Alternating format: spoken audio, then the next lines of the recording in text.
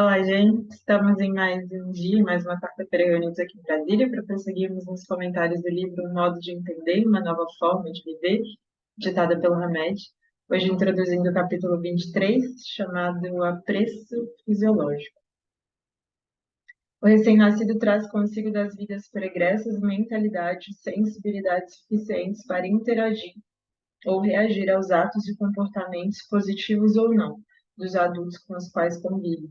Então é interessante, né? Porque por esse paradigma da reencarnação, é claro que a gente vem ali com esquecimento, ainda bem que a gente tem esse recurso, essa ferramenta divina, para que a gente venha, de certo modo, como uma folha em branco, mas a gente já apresenta as nossas tendências, né?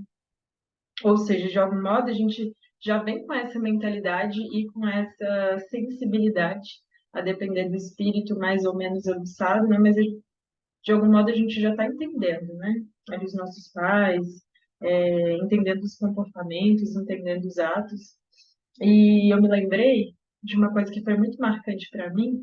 Eu estava em Alagoas, e aí um casal, eu estava no mar, mar muito tranquilinho, então eu já estava ali já tinha um tempo, e eles estavam com a bebezinha deles. E aí, em um certo momento, eles se desentenderam, a voz começou a alterar, ficar um pouco mais elevada, as feições também, né? Eu estava meio longe, mas aí, por conta do tom de voz, conseguia ouvir que eles estavam discutindo, né? E a bebezinha, gente, eu fiquei tão impressionada porque quase instintivamente ela começou a chorar. E aí foi o que os fez momentaneamente olhar para ela, e parar a briga, né? E aí pararam momentaneamente a briga, interagiram um pouco com ela, e logo depois, passados uns minutos depois, eles voltaram à discussão. E instintivamente ela voltou a chorar. Então ela provavelmente, né, já entendeu ali o recurso não verbal, primeiro o tom de voz, né, primeiro também as feições dos pais que modificaram ali, né, mais raivosos, um pouco mais alterados. Então, ou seja, ela já trata essa mentalidade, essa sensibilidade, tem algo errado. E é interessante porque, de algum modo, ela interviu, ela não ficou com medo, ela chorou e instintivamente eles pararam. E é interessante porque todas as vezes que, né, continuaram algumas outras vezes tentando fazer isso, quando ela chorava, eles paravam. Então, é quase como um mecanismo da criança de falar, de algum modo eu posso interferir aqui. E olha que interessante, uma bebê, né? E aquilo me fez refletir muito sobre a importância que a gente tem, sabe, na criação dos nossos filhos, sobre o que, mesmo quando a gente acha ali, é bebê, não entende nada, entende, gente, né? Vem com essa sensibilidade, traz essa sensibilidade, a gente se expressa pelo nosso tom de voz, né, pela comunicação não verbal, ou seja, a alteração da face ali, dá para perceber que tem alguma coisa diferente, né? E é interessante porque hoje a neurolinguística, né, o PNL, fala muito sobre isso. Então, eles falam que, por exemplo, assim, olha que interessante, né? São dados científicos mesmo, que muito da nossa comunicação, eles falam que só 7% que é levado em conta em uma comunicação são as palavras que são ditas. Mas, em geral, o que é levado em conta? 50% eles dizem ali estaria na comunicação não verbal, que são esses traços faciais, que é a nossa postura corporal, né? Se mais aliviada, se mais tensa. Ou seja, a gente está o tempo todo tendo sensações, experimentando emoções, e isso de algum modo faz com que isso interfira no nosso corpo. Então a gente vai dando ali pistas e rastros de como a gente está.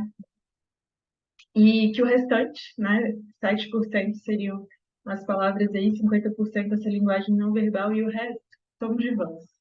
Então é interessante, né? Porque muitas vezes a gente quer evitar algumas conversas mais difíceis, mas o grande problema não seria ter esse tipo de conversa, mas o como se tem, o tom de voz que se usa, a linguagem corporal e também as palavras, claro. Mas para você ver, as linguagens, as palavras propriamente ditas seriam 7% só desse, né, essa comunicação, daquilo que seria levado em conta ali pelo interlocutor, pela pessoa que nos está escutando.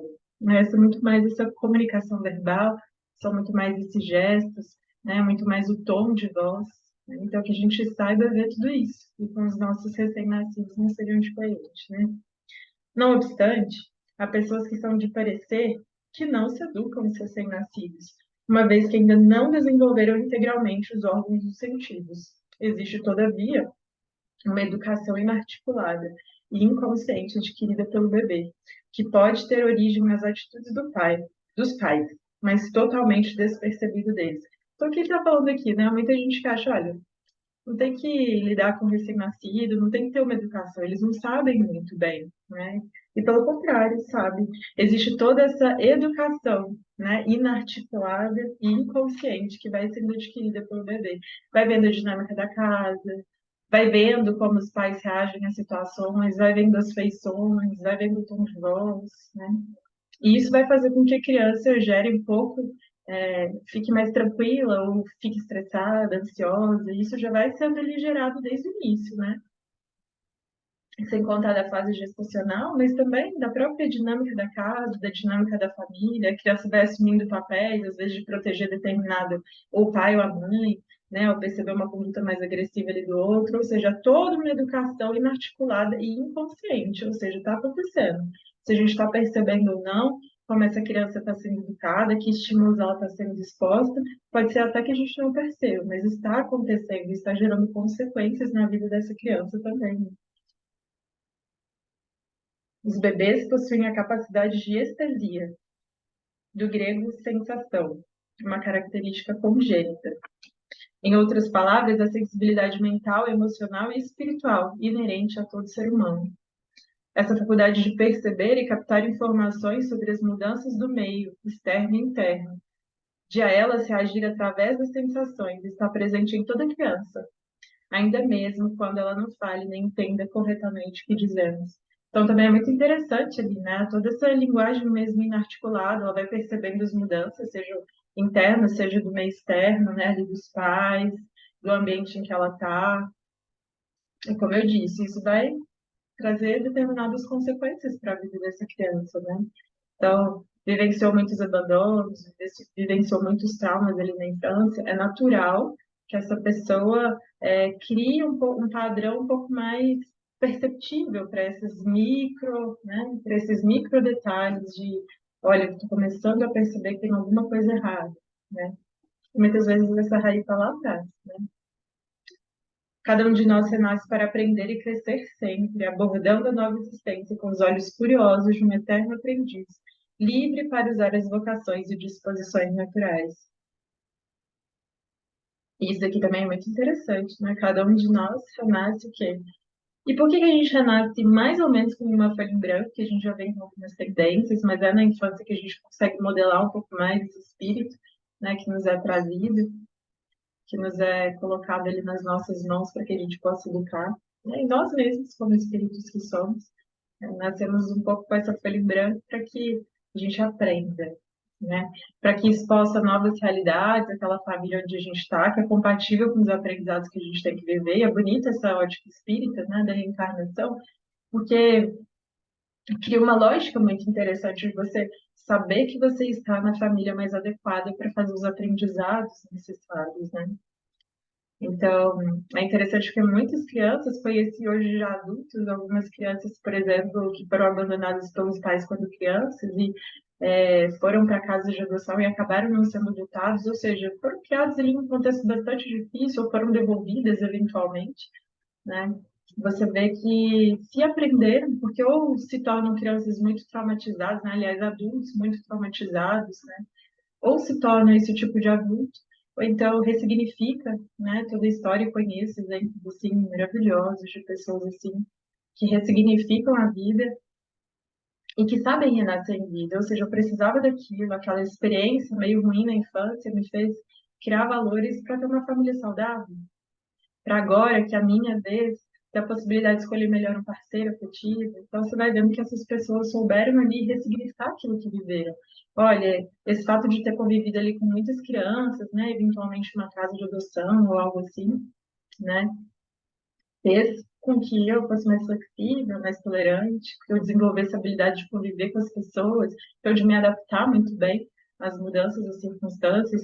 Você vai vendo os aprendizados feitos por essas pessoas, né? Eu mesmo, que me mudei várias vezes, saí de casa muito cedo para estudar, vivi em muitas cidades por conta dos estudos, depois por conta do trabalho, ou seja, por uma escolha própria, né? Não foram essas outras ingerências da vida, mas ao me mudar muito, ao conviver com pessoas muito distintas, em trabalhos muito diferentes, também eu aprendi a desapegar um pouco mais, criar laços mais profundos, mas ao mesmo tempo desapegar, né?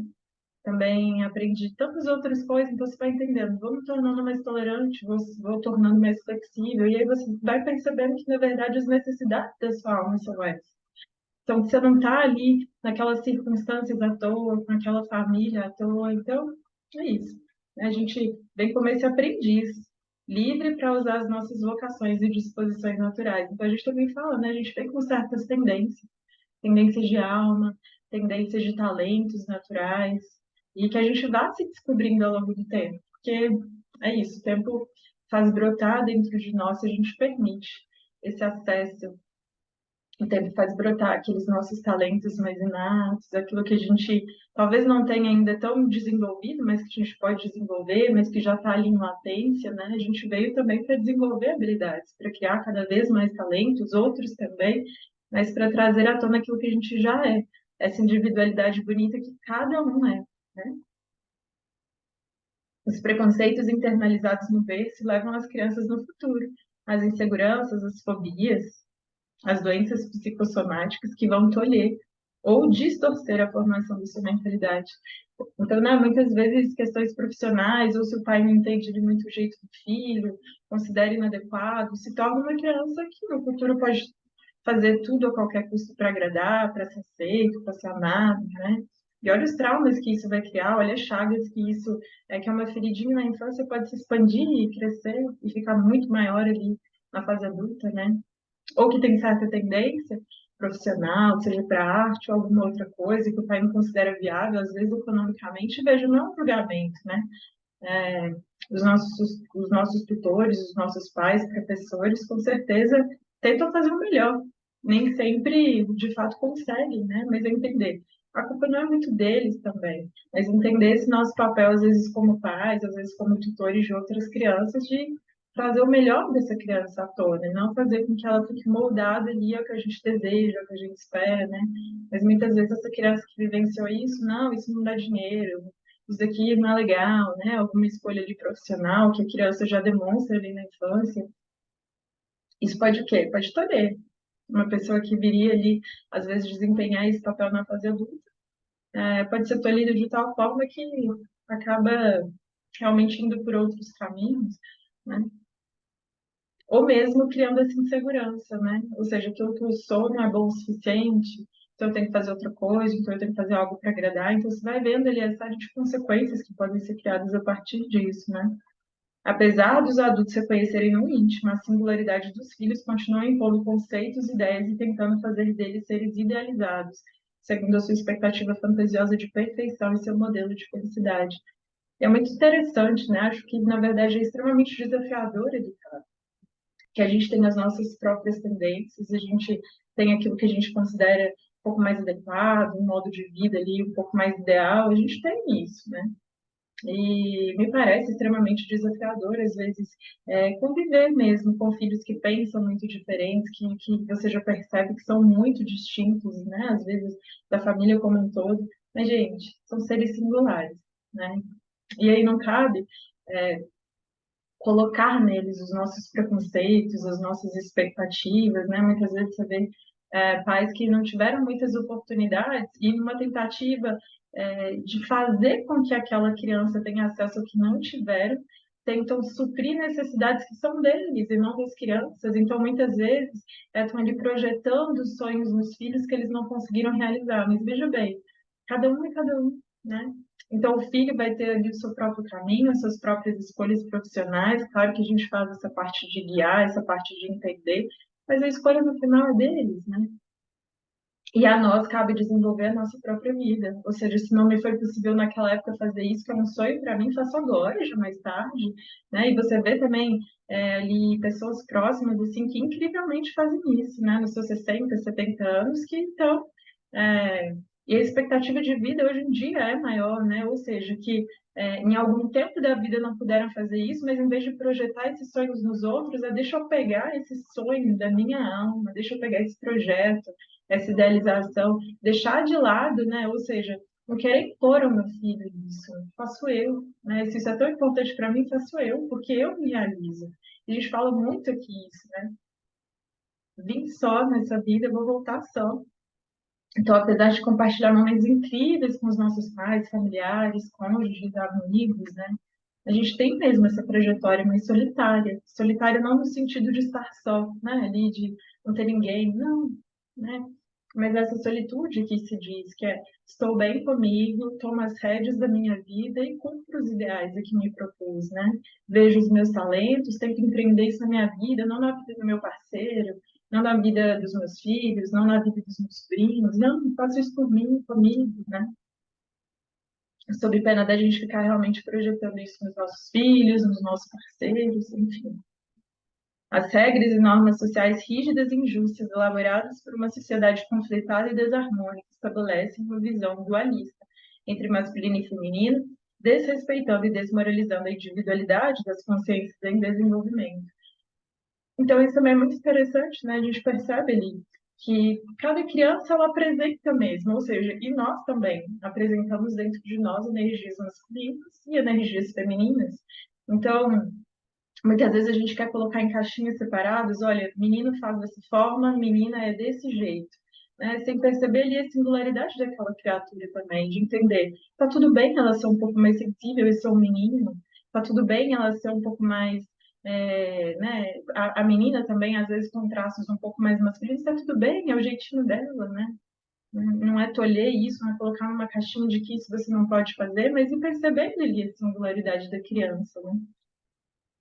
Desde a infância ensinamos os nossos filhos o jeito de falar e andar, as posturas corporais, assuntos permitidos, profissões, roupas adequadas para cada sexo. Contudo, não esquecemos de que o ato mais educativo, compassivo, pedagógico e de melhor adequação à formação psicoespiritual infantil seria fornecer às crianças condições de defender suas opiniões e sentimentos, incutindo-lhes autorresponsabilidade por seus comportamentos e decisões. Olha que bonito, né? Primeiro, eu acho que a gente educa de fato pelo exemplo, e isso não só com os nossos filhos, no nosso trato, no nosso convívio em geral com as pessoas, o que realmente arrasta, o que realmente traz mudança é a pessoa perceber o que a gente faz, como a gente age, né, como a gente trata os outros, e a criança é muito espelho disso. A gente vê, às vezes, crianças tendo falas ou comportamentos que são muito esquisitos à primeira vista, mas eu pensar, provavelmente o pai já falou alguma coisa, provavelmente a mãe já teve esse comportamento, ela está só o quê? Repetindo. Então, o ideal mesmo é a gente transmitir valores, transmitir as virtudes que a gente quer ver no nosso filho, né, no trato com todas as outras pessoas também, porque de algum modo a gente está influenciando as pessoas com as quais a gente convive, mas é pelo exemplo, é pelas virtudes que eu tenho, é pelos valores que eu já consegui angariar, e é assim que eu vou realmente ensinar. E aí o que ele fala, mais do que impor caminho, é, qual que seria realmente essa educação? Né? Ele fala ali, incutir a autorresponsabilidade por seus comportamentos de educação. Olha, se você fizer isso, a consequência vai ser essa, a vida é assim, você tem esse tipo de responsabilidade, aqui dentro de casa você tem essas tarefas, e também mesmo, delegando todas essas responsabilidades, deixando a criança de algum modo tomar algumas pequenas decisões compatíveis com a idade dela, claro, a criança não tem que mandar nos pais, mas ela já pode ter sim alguma autonomia, e os pais podem ir testando isso na criança e fazendo esse senso de responsabilidade. Olha, você fez isso, agora a consequência é esta, né? E eu me lembro que lá em casa a gente tinha muitas poucas regras.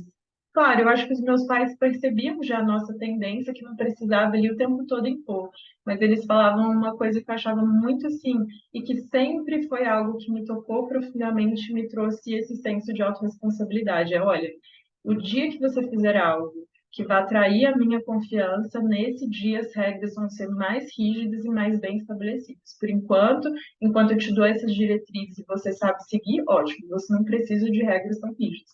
Mas a partir do momento que você demonstrar que essa confiança não está sendo suficiente, então as coisas vão ser diferentes. E isso, para mim e para minha irmã, eu só tenho uma irmã, foi muito importante, né? Quer dizer, a gente saiu de casa muito cedo, foi viver em uma cidade universitária muito longe dos meus pais, né? Mais de 1.500 quilômetros, mas de algum modo, aqueles valores, aquela educação permaneceram dentro de nós, e muito por conta disso, desse senso de autorresponsabilidade. Eu confio em você, eu sei que você é capaz, e olha, eu confio. o dia que você me fizer algo que eu realmente perceber que não posso confiar, as coisas mudam. Então é muito mais isso do que realmente impor, né? Respeito incondicional pelos outros e discernimento na justeza da sua razão e juízo sobre o que podem ou não fazer. Olha, você pode fazer isso? Qual será a consequência se você fizer isso? Então é muito sobre argumentar e não simplesmente às vezes dizer não, né? Olha, o que você acha? Se você se colocasse no meu lugar, como é que seria? Você realmente acha que é um ambiente adequado, né? E muitas vezes por essa imposição, muitas vezes por esse jogo de poder, a criança no primeiro momento até compreende, até de algum modo cumpre aquilo que foi determinado, mas às vezes fica uma raiva, às vezes até cumpre, mas de algum modo vai criando ali, né? Ou seja, eu só na verdade faço porque dizem, mas muitas vezes não concordo, muitas vezes não entendo, muitas vezes não entendi o porquê daquela determinação, daquela decisão, né? Criam-se diretrizes existenciais diferentes para homens e para mulheres, isso acontece muito, né? Às vezes entre filhos e filhas há uma educação muito distinta, o que na verdade é muito ruim, porque na verdade nós somos seres humanos, né? E momentaneamente estamos como mulher, depois viemos como homem, para fazer mesmo esses aprendizados para cada sexo, né? Compatíveis com cada sexo, né? Com tônicas muito diferentes em cada encarnação, mas veja, há uma coerência, nós somos seres humanos, então a educação tinha que ser a mesma no sentido de valores, no sentido de virtude, mas porque você é mulher, você não pode isso, agora o homem pode. Então toda essa criação muito diferente vai criando também, de algum modo, uma raiva muitas vezes no outro, né? Ali por não entender, por não compreender o porquê dessa diferença, né? Tem análise de alguns fatores, né? Ele fala, criam-se diretrizes existenciais diferentes para homens e mulheres sem análise de fatores, disposição natural, aptidão, sentimento, vocação. Ele fala, ser homem ou ser mulher é uma situação temporária, é uma roupagem que o espírito veste para adquirir conhecimento e intuição, razão e sensibilidade, abstração e concretude diante da vida existencial. Então, também já vi de perto ali, né, muitos pais ali que entendo, filhas e filhos tratam de forma muito distinta, né? E aí você vai percebendo que, na verdade, isso não agrega, isso não cria um ser humano melhor, né? Fazer essa diferenciação, é, às vezes, é muito mais deletério do que realmente algo que eles vão ver que depois foi positivo, né? Mentalidade é o conjunto de crenças, costumes, hábitos e disposições psíquicas de um indivíduo. Jesus Cristo vivendo entre seres fundamentalistas, ortodoxos e fanáticos, alicerçados sobre uma mentalidade rígida quanto às normas e as regras estabelecidas pelas antigas religiões, haveria de não ser compreendido pela sua postura de relacionamento livre de preconceitos e por ensinar sempre novos aspectos de sentir, pensar e agir. Então, Jesus era um pouco revolucionário mesmo, né? Não fazia essa distinção. E aí eu me lembro muito também da passagem ali da mulher adúltera, né?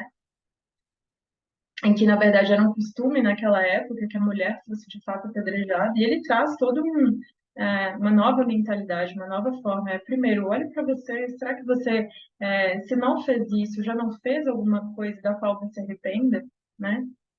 E também tinha um adúltero, não é? Ou seja, se tem a mulher que fez isso, também tem um homem que o fez, né? Então você vê que Jesus também era ali um revolucionário, não fazia essas diferenciações entre sexo, entre religião, como se costumava fazer, né? Essa diferença social muitas vezes de casta, muitas vezes de poder, não é? Então era um revolucionário. Agora vós, ó fariseus, purificai o exterior do copo e do prato, e por dentro está cheio de rapina e de perversidade, insensatos. Quem fez o exterior não fez também o interior. E eu me lembro muito do Caibalion, né? Que são leis herméticas, e que fala exatamente sobre isso, aquilo que está fora está também dentro. Como a dizer, é uma correspondência, né? Esses conflitos que eu vivencio no interior são de algum modo colocados no exterior para que eu possa ver e vice-versa, ou seja, essa correspondência, de modo que a gente começa a perceber essa harmonia da vida, né? E é bonito perceber isso. Inclusive, o quanto essa mentalidade que, como ele disse, é também formada pelos nossos preconceitos, ali, pelos nossos traumas, pelas nossas crenças, muitas vezes você. E tem um jargão popular que é bem a exteriorização disso, né? Fala que está pagando língua. Então, muitas vezes é interessante como os nossos julgamentos e os nossos preconceitos, e me parece que para que a gente perceba que, na verdade, não tem uma finalidade construtiva, muitas vezes a gente vivencia esses preconceitos. Então, a gente vivencia aquilo que a gente tanto julgou, que a gente tanto criticou, a gente vivencia para então entender, se é que a gente entende, né? Poxa, de fato era difícil, de fato não entendia naquela época que poderia ser feito de forma diferente. Então, muitas vezes a gente precisa vivenciar aquela situação que a gente tanto julgou, tanto criticou o outro para entender. É difícil mesmo fazer diferente. E é isso, né? Ele fala dos fariseus, né? São essas pessoas que por fora tinham, né, esse aspecto de autoridade, esse aspecto de pureza, mas por dentro não era dessa forma, né? Ou seja, o exterior não era compatível com aquilo que interiormente de fato eles eram, mas só demonstravam ser. Nossos preconceitos são máscaras que inicialmente nos dão um aparente conforto e proteção, mas depois nos confinam entre grilhões e opressões. Talvez a causa da nossa insatisfação seja não estarmos fazendo o que queremos fazer, e sim o que os outros dizem que devemos fazer. Olha que interessante, né? Então é isso, num primeiro momento, esses nossos preconceitos de algum modo nos protegem, né? A gente já falou ali nos capítulos anteriores sobre as máscaras que a gente usa, que são mecanismos de defesa mesmo, de aplacar ali um golpe na nossa autoestima, na nossa forma de se ver, na forma de ver ao mundo. Então, muitas vezes a gente tem mesmo, cada um de nós, em maior ou menor grau, em maior ou menor quantidade, essas máscaras que a gente usa, né? E que inicialmente dão esse aparente conforto, né? Mas que depois e é isso, né? O bonito é que a gente está aqui e a nossa alma, a nossa essência, ela nos persegue pela vida afora. E a vida, se a gente está mais desperto, começa a perceber esses sinais de que essa nossa essência quer aflorar. Isso significa que muito dos nossos talentos, dessa nossa essência quer vir à tona. E, gente, que coisa bonita é ser quem se é, que coisa bonita é trazer à tona esse melhor que tem dentro de nós, esses nossos talentos muitas vezes esquecidos e que querem vir à tona, né? Então, que bonito é. Talvez a causa da nossa insatisfação, que é isso, no primeiro momento a máscara protege, mas depois cria aquele tédio na vida, né? Aquelas incertezas que a gente tem, aquela sensação de que perdeu o sentido das coisas, o colorido da vida, e muitas vezes é o quê? A vida querendo nos resgatar de nós mesmos, né? Ou seja, vai um pouco para dentro, entende quem você é, entende o que você realmente quer fazer, entende o que te faz feliz, né? Então ele fala, talvez a causa da nossa insatisfação seja de não estarmos fazendo o que queremos fazer, mas o que nos disseram, né? Isso não significa muitas vezes largar o emprego. Conheço pessoas assim fantásticas que no primeiro momento não se descobriram ali na profissão, mas que encontraram outro sentido de vida que não às vezes profissional, mas no voluntariado, em tantos outros projetos ou no projeto profissional paralelo também, que fazem aquilo que realmente gostam. Então há várias opções. E a gente pode começar pequeno, tornando aquilo um hobby, né? Tornando aquilo um voluntariado, um trabalho social. E há muitas formas de se conseguir satisfazer essas nossas necessidades mais íntimas, né? Que é essa nossa essência que quer vir à tona. Preconceitos enraizados são fontes de desprazer e de doença. Por isso que ele fala ali a preço fisiológico, né? Porque é uma mutilação da nossa alma. Esse não ser quem se é, esse não se trazer à tona os nossos talentos que estão ali em potencial, querendo nascer, querendo se desenvolver, é isso, nos traz um desprazer tão grande, uma falta de sentido de vida e muitas vezes até a eclosão de doenças. E é interessante porque não deixa de ser um mecanismo protetivo da vida, né? De falar assim, olha, eu estou te mostrando agora, às vezes fisicamente, né? Como se diz ali, a preço fisiológico nessa doença, seja essa doença mais física mesmo, ou seja essa doença muitas vezes mental, né? Psicossomática ali, para que a gente pare e olhe, tem alguma coisa errada. Acho que a vida quer conversar alguma coisa comigo. Qual é o sentido daquilo que eu faço? Como é que eu estou fazendo aquilo que eu tenho que fazer? Eu estou transmitindo o meu melhor para o mundo? E aí é todo um resgate, né? É todo um resgate que pode ser feito. E que bonito é renascer em vida tantas e tantas vezes para nos tornarmos sempre essa melhor versão, cada vez mais aprimorada. Na vida social, pagamos as coisas a preço de custo, a preço de mercado, mas o preconceito nós pagamos a preço fisiológico. Olha que interessante, né? Então, muitas vezes é isso, os nossos preconceitos talvez estejam nos impedindo de viver uma vida que faz tanto sentido, que é tão bonita para nós, né? Que a gente realmente deseja viver, que a gente realmente deseja experimentar, né? Seja de forma profissional, seja de forma pessoal. Às vezes, em relação à idade, né? É, a gente cria realmente uns parâmetros, uns preconceitos sobre as pessoas, sobre as coisas, sobre como a vida deve ser. Eu acho que é um pouco desconstruir isso, né? Gente, esse é meu recadinho de hoje e que a gente possa repensar sobre quais são esses nossos preconceitos, o que é que a gente tem feito da nossa vida, se a gente realmente tem trazido à tona esse potencial que existe dentro de nós e que há tantas formas de desenvolver, né? Há tantas formas de a gente trazer isso ao mundo e é aquilo que a gente fala, né? A gente veio deixar o nosso recado. E não que a gente tenha a pretensão de ser grande, mas porque quando a gente se propõe a ser o que é, a gente transforma a nossa vida, então consegue transformar ali o meio em que a gente está. E as coisas já não são mais as mesmas, porque também não somos os mesmos.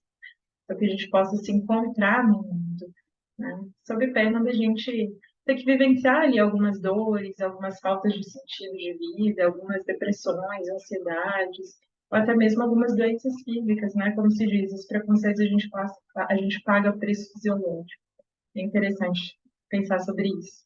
Gente, uma boa quarta-feira para todo mundo. Muito obrigada pela escuta, pela atenção e um beijo.